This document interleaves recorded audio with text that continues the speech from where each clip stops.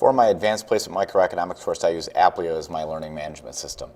The students see at their home page here the assignments for the week and next week, or they can click View All Assignments and look at previous weeks or future weeks, as well as announcements, personalized reviews, don't really use that part, the textbook, and links to course materials.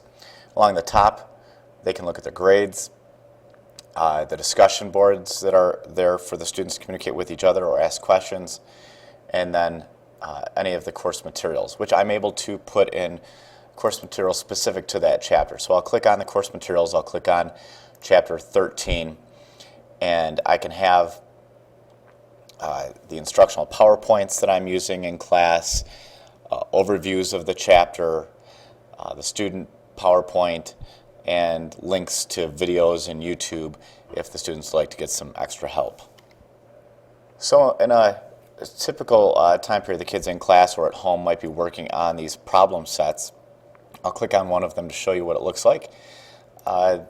They have maybe 7 to 10 questions. They can try each question multiple times.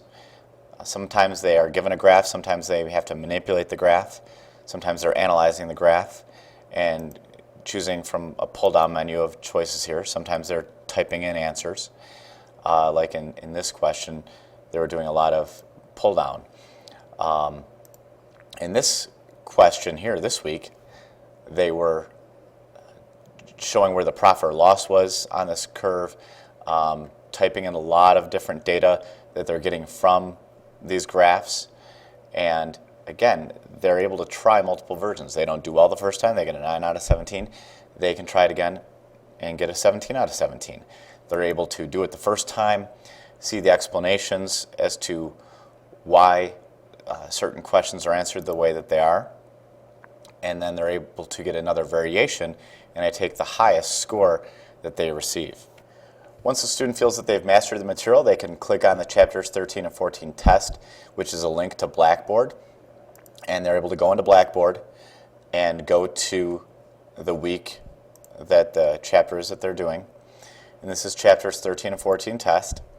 It takes from a large test bank of questions. So I maybe choose 6 out of 100 questions that the kids need to, that the kids will see for a certain part of one of the chapters. So I can hit continue. Students are able to answer these multiple choice questions.